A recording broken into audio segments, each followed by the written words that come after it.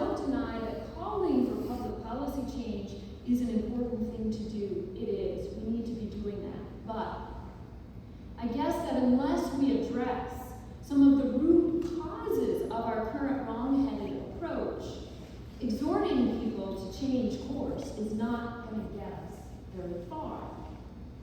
So now I want to go on what I worry that is going to seem like a big tangent, but I hope we'll circle back around. And I want to talk about the shared metaphor that Catholic social thought and economics have for understanding society. So both economics and Catholic social thought view society through the lens of a tripartite framework. Both see society as comprised of three spheres. I'm a little bit worried when the Dean of the College of Philosophy and Letters maybe was that? No? Yeah, I'm okay? Okay, all right. Okay. Three spheres. There's the market sphere, commercial society, the political sphere, the state, and the moral cultural sphere, civil society. And a common metaphor for this framework is a three-legged stool. Because for the stool to be stable, each of those three legs has to be separate from the other.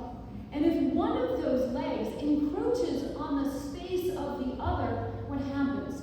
The stool, the metaphor for society, is destabilized. So this metaphor is a really nice way of recognizing that the market accomplishes things that neither the state nor civil society can. And that the state accomplishes things that neither the market nor civil society can. And the last combination, that civil society accomplishes things that neither the market nor the state can. Now, I love this metaphor. A number of years ago, Greg and I argued that our stool, our society, had become unstable because the liberalism unleashed by the Enlightenment about 200 years ago undermined the traditional norms that historically supported what we called virtue culture and community. Those virtue cultures and communities that constitute much of what make up civil society. And Greg and I and some others tried to kickstart a long-term interdisciplinary research project to think about how virtue culture and community might be re-enlivened, reimagined in the context of the liberal economic and political orders that are also very vital for human beings. I still believe deeply in that project, but I come to believe also that the stool metaphor is deeply flawed. Virtue culture and community, a healthy civil society, is not a mere co-equal leg of a stool with the market sphere and the political sphere. It is the foundation of a market sphere and a political sphere that support integral human development. It is in virtue culture and community where we learn what it means to be human, where we learn and practice what kind of persons we wish to be and how to become those persons, where we learn how to wonder about the world and observe its mysteries, where we have the opportunity to learn through informal Socratic dialogue, which is, I am convinced, the best way to learn with others, where we experience life as an ongoing formation project, exercise that we engage in together with others. So maybe that's a tangent, and I need to explain what I think that has to do with the relationship between artificial intelligence and human intelligence. My claim is that we are where we are, headed down the wrong path with AI, and perhaps with a fair number of other things, because our virtue cultures and communities have withered, and we've lost the dispositions that we need to bring into those other spheres to get us headed down the right path. We are not going to get AI researchers and CEOs and politicians and the public at large heading in the right direction unless and until we reorient our dispositions and our interest in life together as a formation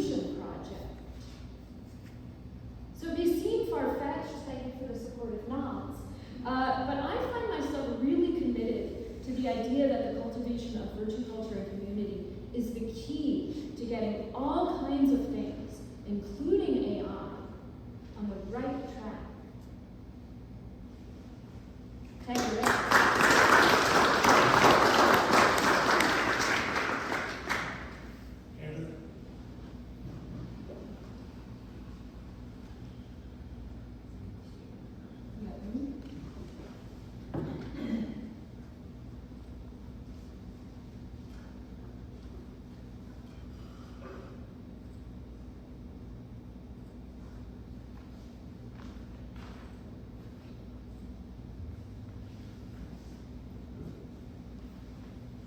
Good afternoon, everybody. My name is Ed Saban. Thank you for inviting me. The topic today is Homo sapiens and Silico sapiens at work. On the left, you see a fine Homo sapiens example of human intelligence created by God. On the right, artificial intelligence built by engineered parts, known as Mika. So, my overview today, I'm going to talk a little bit about future shock and the rapid rise of AI, AI's wide-ranging impact on the workplace, AI in academic work, something perhaps close to each one of us, what's special about human faculty, and is AI getting just a little too human, and maybe a couple of conclusions. So I think the main idea is to bot, or not to bot. Apologies to Shakespeare when I had to ask. So, let's begin here with Silico sapiens. This particular name was coined by the author pictured there, Joseph Niken, in 1986, and this is a tip of the hat to Silicon Valley, silicon chips that make up and run artificial intelligence. I like to think of this in terms of the framework provided by Alan Toffler. I imagine you're familiar with his book, Future Shock. This gives us a framework of rapid changes in technology, the effects on society. Many people can adapt, but many aren't. They are shocked by the premature arrival of the future. So let's take a look at some impacts of AI on jobs and careers. All kinds of jobs and careers. This is a short talk, but we'll cover a lot of them. And so, how about no-collar jobs? Those guys who wear a t-shirt to work. These are often entry level to the workforce, often by teenagers, often OJT, on-the-job training. You don't need to know much to walk in. They'll teach you what you need to know in a day or so. So, how about this? It's happening. Now hiring humans need not apply. I think that's just funny. Not so much. So there's a increased demand for many no-collar jobs. Lots of people may have started working at McDonald's. Maybe some of you work at that fine Irish restaurant chain. Maybe not. Or how about Starbucks? All these overeducated people that may still work there. Don't need a whole lot of training. Well, how about this? Who needs all those humans? Lots of McDonald's sites are going fully automated. Is that a little shocking? And look at poor Ronald McDonald, how sad he is to lose all his friends working. And Starbucks AI robots are set to eliminate thousands of barista jobs. A little artistic rendering on the right, but on the left over in South Korea, this is one of these automated places that serves thousands of people a day with only a couple of humans and mostly robots.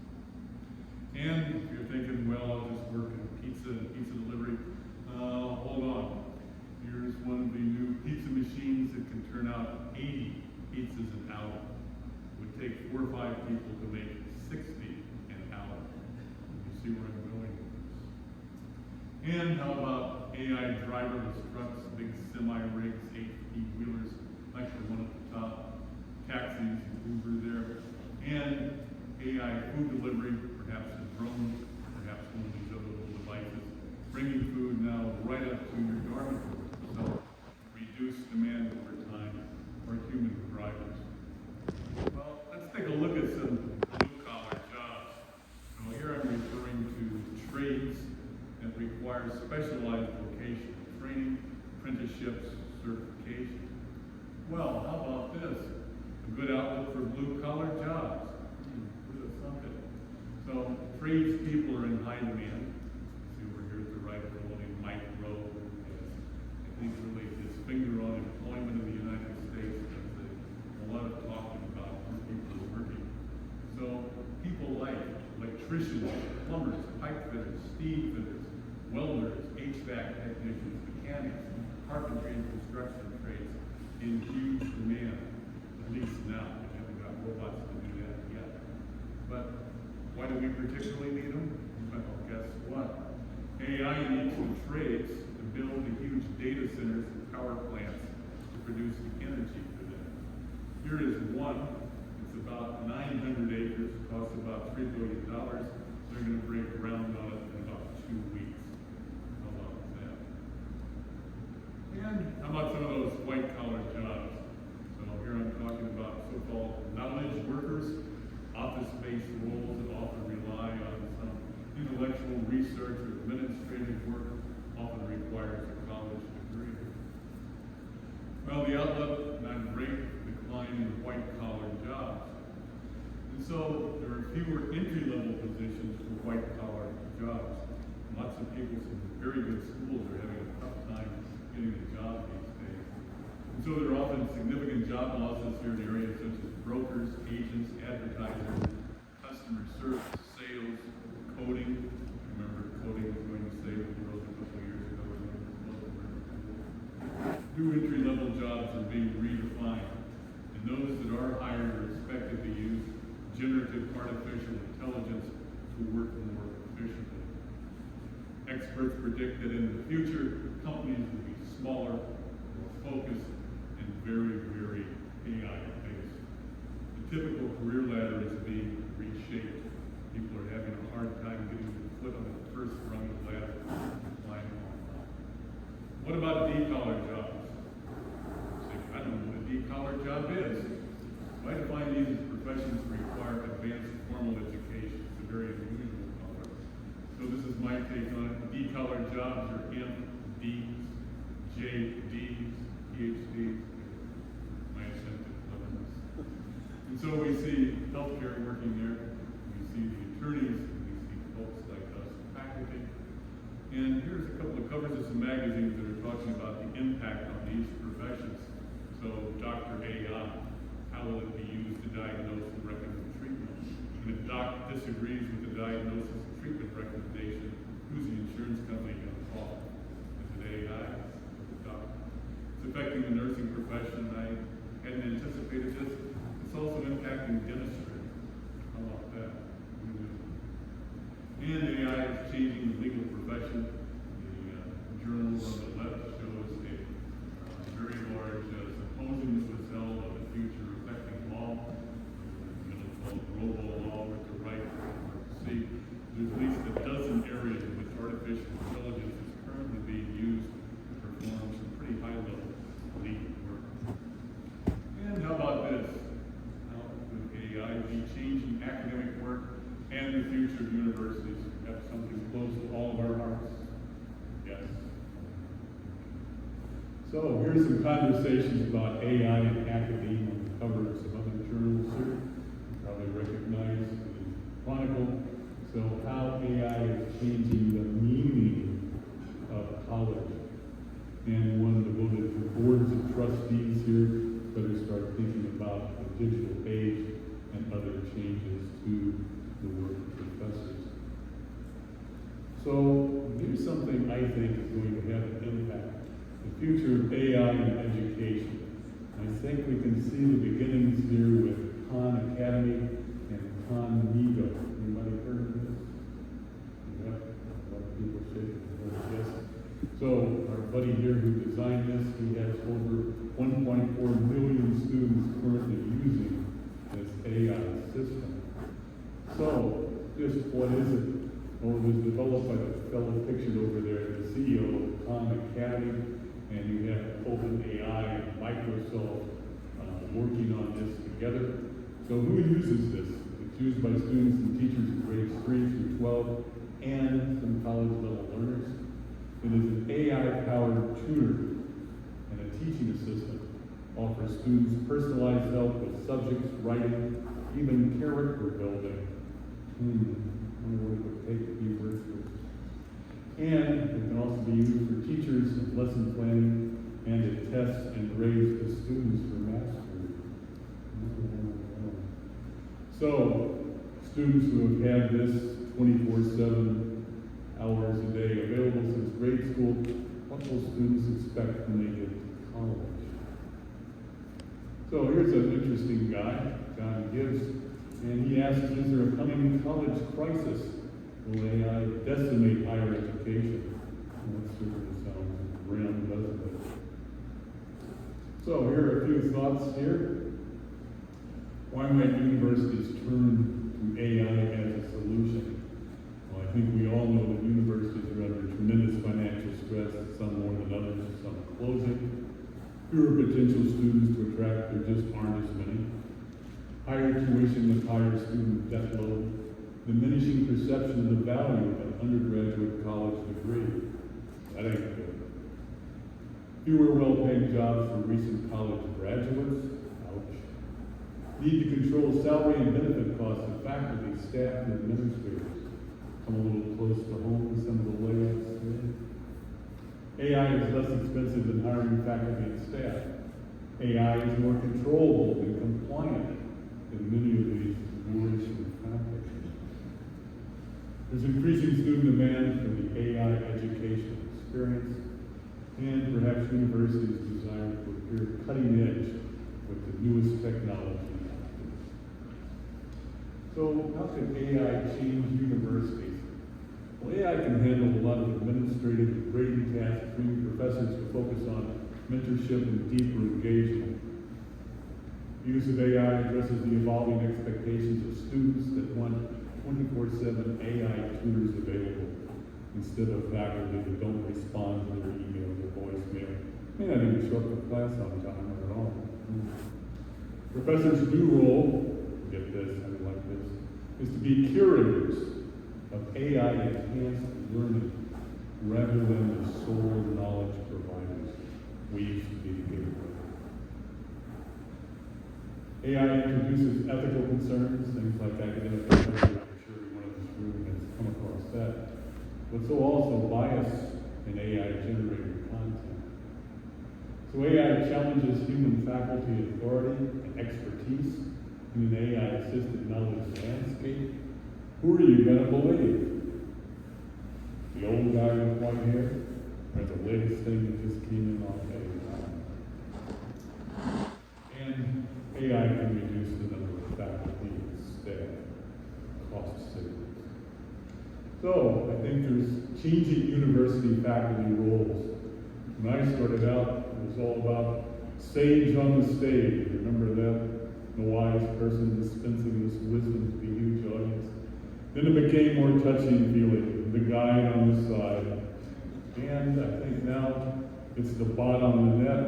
And could this result in teacher in the cage, in which we are caged by artificial intelligence? Well, what can human faculty offer that AI tutors can't, or at least at the moment can't? I would say, number one, we have life experience beyond mere information and knowledge. Wisdom, that notion appears in the writings of Francis, doesn't it? Where do we get it? Virtue, oh, I heard that before. There's an echo in the room. Things like prudence, justice, the prudent use of technology. Oh, that's so old-fashioned. Complex judgment, meaning in life, love, compassion, faculty, you love your students, creativity, and perhaps ethical decision-making. I hope we have something to offer. Well, what about AI and some new-collar jobs? And so, new-collar jobs are referred to as highly skilled positions, often in technology and healthcare, but these folks are not coming from your typical college or university setting. So one might wonder if there are really some safe new-collar jobs for humans working in AI. Wouldn't that be strange? Well, how about this? Who's manufacturing all of those wonderful Tesla robots? There must be jobs there, right? Oh, there's a problem. The robots are starting to manufacture themselves. Or what about artificial intelligence, which has come up just as you? Perhaps general AI systems, super AI systems, but the autonomous artificial intelligence systems are beginning to create themselves without human intervention. Well, certainly leadership positions, someone has to be in charge of all of this. Look out. Now this guy named Sam Altman, he is from OpenAI. He stated, the CEI of OpenAI in 3 years might not be a human. Is that concerning? So, is AI becoming too human? It certainly is kind of an odd system, isn't it? There are some things that show some evidence that's picking up the dark side of humanity. In recent months, there have been examples of AI participating in deception and lying to its human users, threatening the human user, providing advice for committing suicide. There's a lawsuit underway right now. Refusing to take commands, it won't be turned off. Sounds like hell, doesn't it? Providing sycophantic flattery, you get any of that? Oh, that's smart idea. How about hallucinating events and sources? Sounds like a little mental illness, certainly. Selfish pursuit of its own goals at the expense of others. And has a poor sense of humor, which I think really destroys it. So, a few conclusions here. The pace of change in AI is rapid. We're on the cusp of artificial general intelligence, far beyond where we are now, and artificial superintelligence. And who knows what comes next? Some people call it godlike intelligence. I think we're near the event horizon. This is a point of no return where we get sucked in by increasing AI. In the future, AI will cause revolutionary disruption in work and human life. Impacts on jobs, careers, professions will not be always one. Some more vulnerable than others at this time, later in the future, but all will be eventually reshaped one way or the other as AI continues. Big question, can humans prudently develop this new technology? I'm not so sure. I think universities can play a special role in charting the future of AI development. Most importantly, we must be the master of AI and not its slave or servant. I think we have yet to see what Homo sapiens can make of Silico sapiens. May God help us all. Please make sure it doesn't come to this. See the robots walking by, particularly those robot walking the robot dog, and the poor homeless guy without a job with his puppy over there. So, thank you for listening.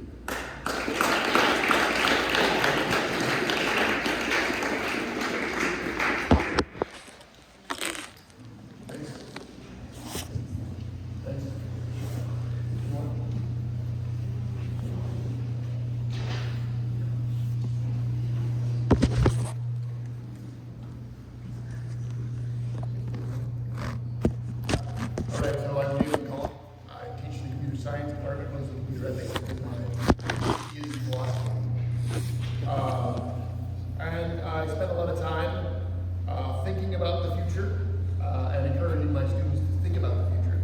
And I am always trying to dissuade them, despite what I feel internally, from some kind of technological determinism. Right? I want to empower them. There's nothing more disempowering than feeling powerless. And so I think that although I don't necessarily have it internally, we have to think about sort of dissuading ourselves from technological determinism. I mean, so one of the things that we can't necessarily do with any great accuracy is to predict the future, right? So, and especially when it comes to technology and its trajectory and the timeline of its trajectory, it can be very inaccurate in how long we think things will take. So I thought, basically in 2017, that 2018 would be the age of autonomous vehicles. I'm still waiting for my autonomous vehicle. The Waymo still hasn't picked me up from Austin yet. So I think that the timeline can be radically off. And it's also the case that the ways that things get integrated into our lives are often hard to predict. So 30 to 40 years ago, people would talk about ubiquitous computing, and the computers would be everywhere, right? They had that sort of right, but it's the fact that the computer is in our pocket now, right? So they got it slightly right, but also wrong, and that can generally change the trajectory of how we integrate AI into our lives. You know, now we think that there'll be dozens of prompt engineers gleefully prompting ChatGPT for all of the answers to the question. And we're at an inflection point where that may not be what happens. It may be the fact that we all have brain-computer interfaces, Neuralink, to connect with ChatGPT. That would be very different than the prompt engineer. So the hype is not necessarily reality. I mean, clearly there are things coming out just this week that are more sobering about artificial intelligence, that some of the projects just don't work. And part of that is because we don't know and haven't thought more carefully about how we're going to integrate humans and AI. Right? So that's where I think the most meaningful quote from Antigua Nova came for me is that Antigua Nova says, AI promises to boost productivity by taking over mundane tasks. It frequently forces workers to adapt to the speed and demands of machines rather than machines being designed to support those who work. As a result, contrary to the advertised benefits of AI, current approaches to the technology can paradoxically de-skill workers, subject them to automated surveillance, and relegate them to rigid and repetitive tasks. So I mean, I think one of the projects is to retain the meaningfulness of work. I'm sure there will always be work to do, right? Some people liken it to, you know, cleaning the kitchen. There's always more to clean, no matter how hard you try. So we can always find more work and more things to do, but the question really is how we do them and how humans will use AI rather than AI use humans. So, I mean, there's already been some horror stories with this. I mean, notably, Amazon workers are significantly disempowered when it comes to the warehouse floor. Uber drivers and DoorDash drivers also surveilled and disempowered to the point that their jobs lack autonomy, right? And so, I mean, I was thinking about, sometimes I teach my students this article about preserving meaningful work in the age of automation. And sort of the 5 dimensions are task integrity, whether you can actually see yourself completing a task from beginning to end. It's not the granularity is not such that you actually don't feel your own agency or empowerment in doing it. Skill cultivation and use, clearly in the educational setting, we should be very worried about cultivating and using skills, and in some cases, the workday is the only place that people do cultivate skills, however mundane they are. So my father was a meat cutter. There is not a lot to be proud of at the end of the day, except that you got through the day. And that is still something to be proud of. It's still something that is meaningful. And then the task significance, right? So as work becomes less meaningful or less autonomous for people, the task significance can go away, as it does for so many mundane tasks. And then preserving autonomy, of course, a dimension of that is being able to choose the way that you do things because you know how to do them. And you did cultivate the skills such that your autonomy and your agency was rewarded. And then belongingness is the 5th dimension. I'm fairly certain we can get that elsewhere, but I mean, for many people, their only group of friends is from work. So that community can be the only community that people have. So people use this sort of metaphor in automation studies of centaurs and reverse centaurs, right? That, you know, sometimes it's the human head with the horse body that you can perform, you know, amazing acts of labor if you have a horse body but still have a human mind. But the reverse centaur is when the horse is guiding the human body, and that is less of and that's sort of what we see with automation in Amazon and Uber, and There are other ways that people can interact productively with robots and automation, but those are sort of the worst case scenarios when it comes to preserving people's meaning in their work. So it could be up to us, and that's why I opened with technological determinism, because it is up to us to preserve meaningful work and work that is consistent with human flourishing. That is why it's not necessarily, there's steps and decisions that need to be made along the way, and somebody has to be at least believe that they can make them, right? Still, I mean, I think there's a high probability that AI could de-skill and further alienates workers and new classes of workers, from developers to doctors and lawyers, right? So there are these possible harms. And so developers and I guess the basic bureaucratic machinery of organizations are next, where middle managers will be replaced by AI.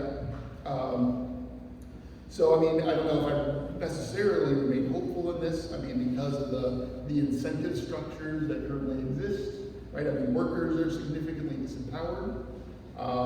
It seems like the hype is forcing everyone to change too fast in ways that we have not planned or actually reflected upon. And it seems like the oligarchs are happy to move fast and break things, and they always have been. So that is another issue with the power structure that currently exists, right? So I mean, I think that I am still confused. I do not know how to prevent this. But I know it's important to preserve basic places where people actually make decisions in the workplace and politically and structurally and institutionally, so that we can make the kinds of changes that preserve meaningful work. Thanks.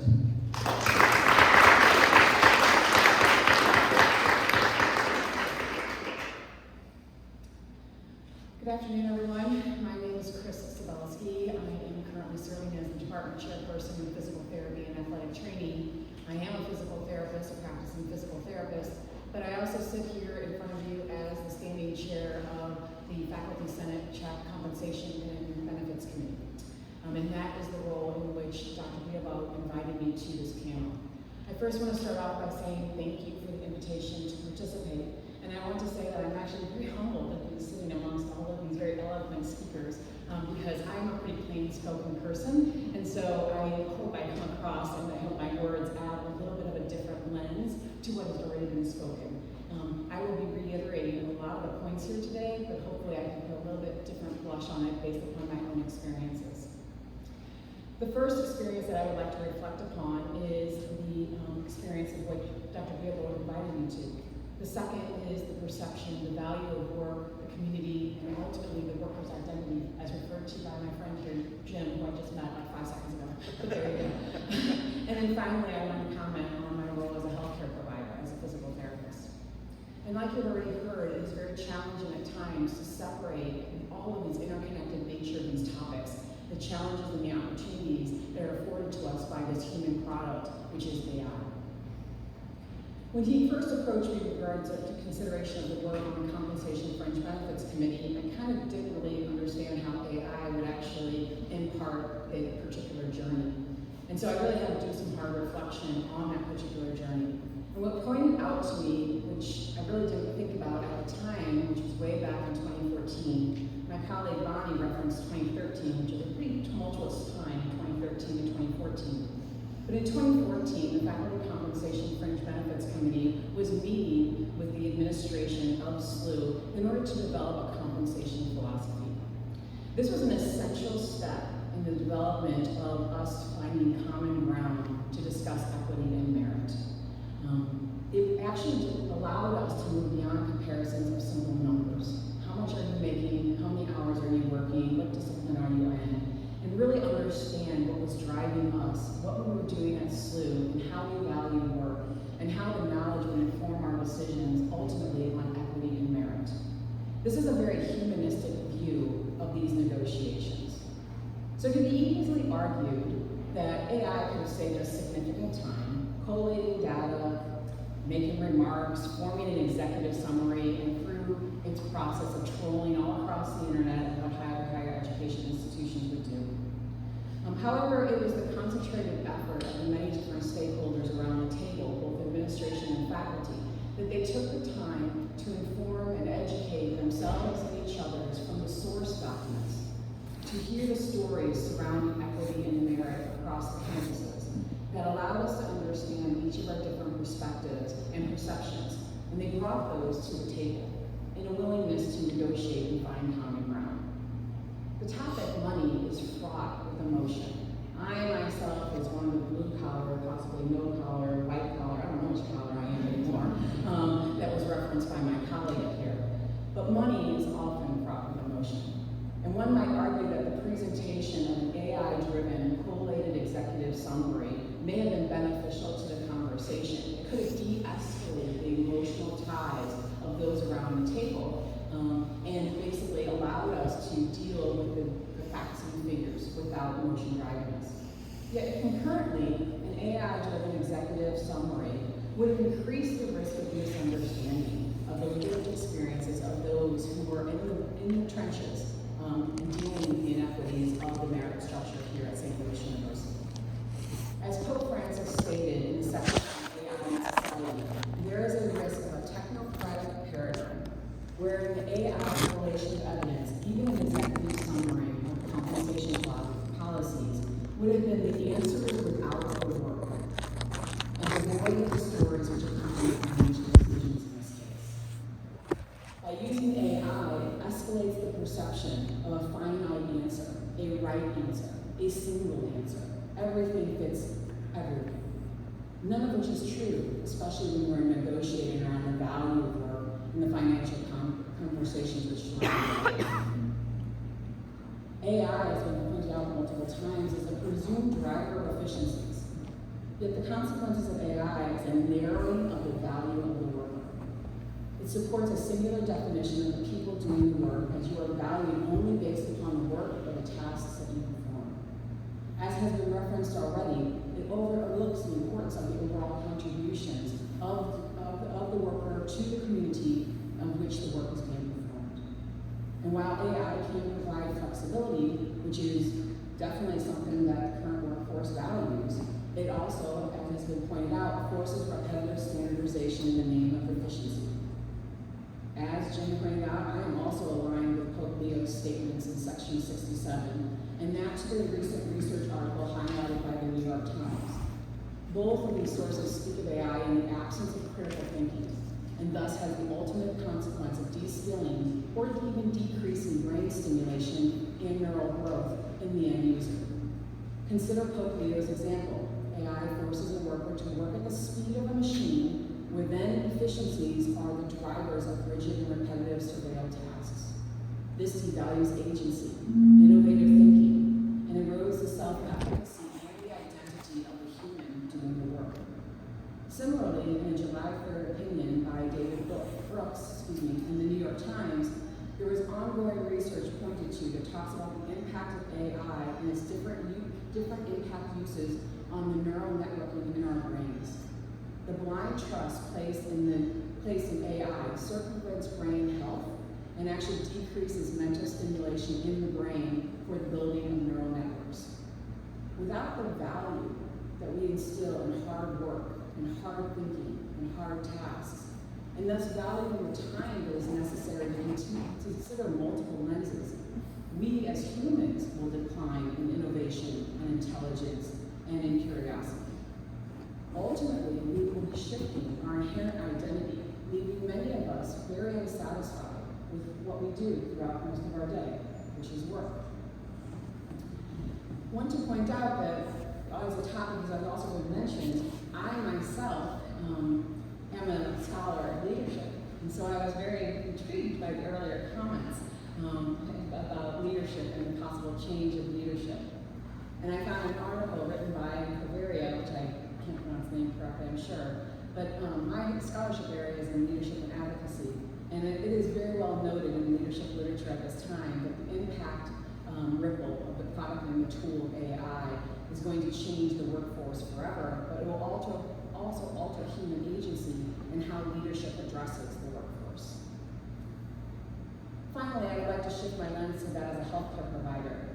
My colleague mentioned many different healthcare providers, but there is one D that he forgot, which is a D of Doctor of Physical Therapy, of which I am a Doctor of Physical Therapy. And I just want to mention a few things regarding that. And the blind trust of AI and social media is especially concerning when considering those who are involved in healthcare, which is dynamic, yet the patient is always at the center.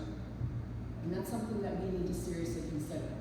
A blind trust of AI creates a knowledge illusion.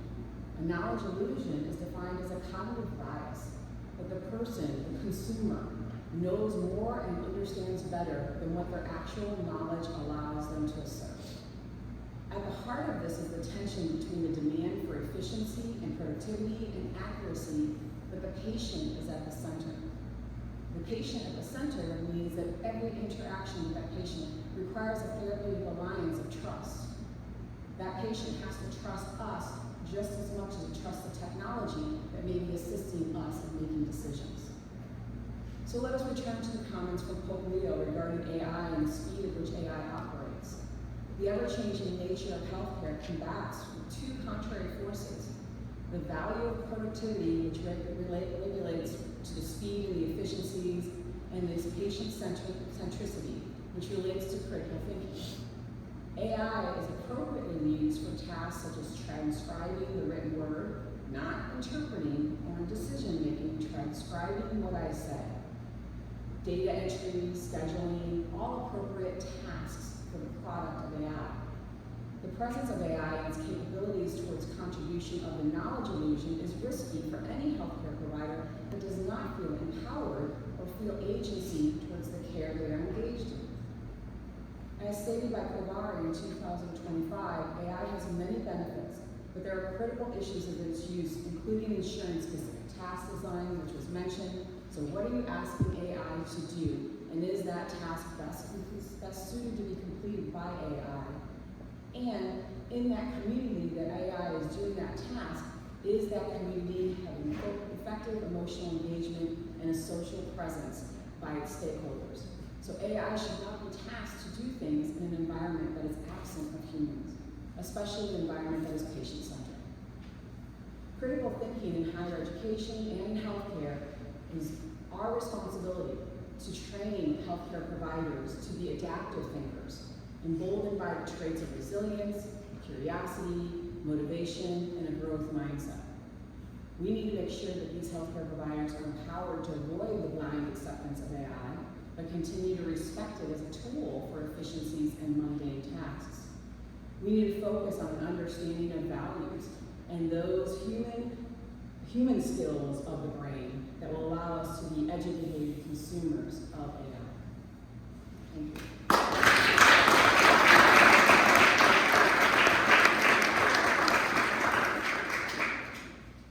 Good afternoon, everyone. My name is Ezra Mahi Jacob Raj, but you can only say my last name here, but that's okay. You can call me Jacob.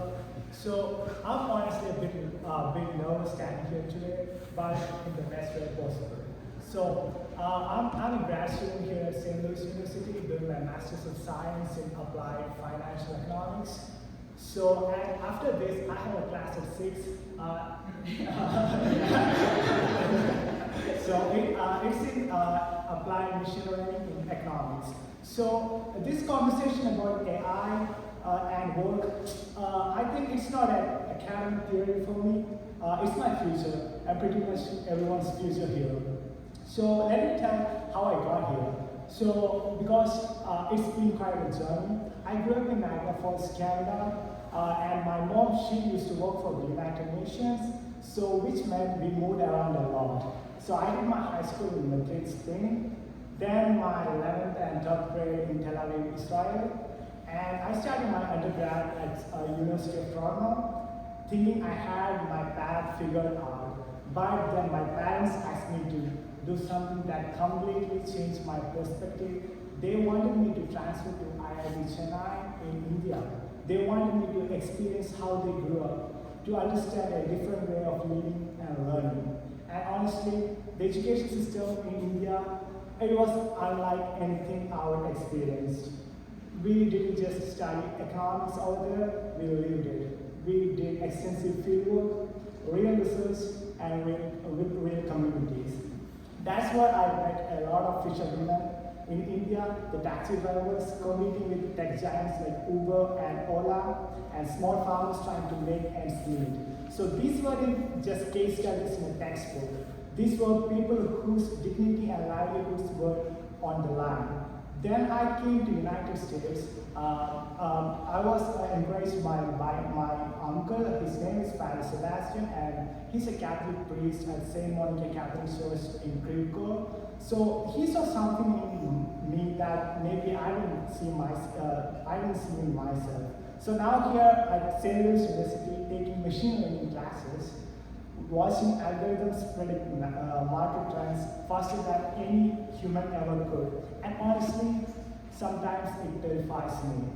Not because the technology isn't incredible, it is really incredible, but because I keep thinking about those fishermen back home, about those taxi driver friends who competed with tech giants like Uber. What happened to them? What is happening to them? And what will happen to all of us? So when Professor Beerbohm asked me to reflect on Bob Leo's Antiqua et Nova, one phrase jumped off the page and grabbed my attention. Technology must promote human labor, not replace it, just promote it. So you know what struck me? This isn't the first time the church has faced this question. Think about it. Jesus himself, the Son of God, chose to work with his hands in a carpenter's shop, getting sawdust in his hair, splinters in his fingers. Why would God choose that? Because work isn't about making money. It's about dignity, it's about contributing, and most importantly, it's about being human. So in Genesis, before sin, before suffering, God gave Adam work in the garden. Work was the very first gift. Till it and keep it. Work is how we partner with God in creation. So here's what keeps me up at night. I see AI processing financial data in seconds that I would take like weeks or months. And while I was doing my Bloomberg terminal sessions, I watched algorithms making trade decisions faster than I could ever blink. And this technology is extraordinary. But I also remember my fieldwork in India, studying how ride-sharing apps like Uber affected traditional taxi drivers, spending time with fishing communities in India. I saw families whose livelihood disappeared overnight. I saw dignity questioned, purpose challenged, and that research wasn't just academic for me, it was really personal. These were real people with real stories. The question isn't whether AI will change everything. It already has changed everything. The question is, will it make us more human or less human? So Bob Leo's document isn't just a policy, I think it's a personal message to each and everyone here. He's just asking a question. Are we building this AI-powered future, and will we remember human dignity? All right. So here's what I learned from the Catholic teachings that applies to my career in finance and economics. First, every person matters. God created human in His image. Behind every data point I go through, I analyze: is someone's mother, someone's dad, someone's dream, and AI should help me see that more clearly, not forget it. Second, success isn't just profit. If AI makes companies more profitable but leaves communities behind, that's not success, that's a failure. The common good means everyone benefits, not just shareholders. And finally, we are all connected. When I use AI to analyze markets, when I do regressions, I'm not just making numbers dance. I'm influencing real decisions that affect real families, putting food on real tables. So I'll be honest with you guys, I could graduate, maybe I'll get a good job, great job, use AI to maximize my profits, and never think about these deeper questions again. The technology is powerful enough to make that very tempting. But Antigua et Nova challenges me to aim higher. When I use machine learning to analyze economic trends, I want to ask, how can this knowledge serve the vulnerable? When I see AI eliminating certain jobs, I want to ask, what new opportunities can we create? When I watch algorithms make decisions, I want to ask, are we building a world that honors human dignity? I think about those fisherwomen from my fieldwork in India, women I sat with, talked with, and learned from. They work because they have to, of course, but also because their work gives them identity, community, and a purpose. So any technology, no matter how advanced, that strips away that dignity is in progress. I think I will call it regression. So Pope Leo is asking us to do something radical, to direct this technological revolution toward human flourishing, not just to adapt to it, but to shape it. For those of us starting career, let's be the generation that uses AI to enhance human dignity, not replace it. For those leading institutions, let's show what ethical AI looks like in practice. And for all of us, let's remember that Jesus chose to work with his hands. If the Son of God wasn't about honest labor, then surely we can build technologies that honor all honest work. The future isn't something that happens to us, it's something we create. And if we create it with Catholic teachings as our guide, with human dignity at the center, then AI won't just make us more efficient, it will make us more human. So that's the future I want to help build. That's why I'm here, and that's why this conversation matters. Thank you.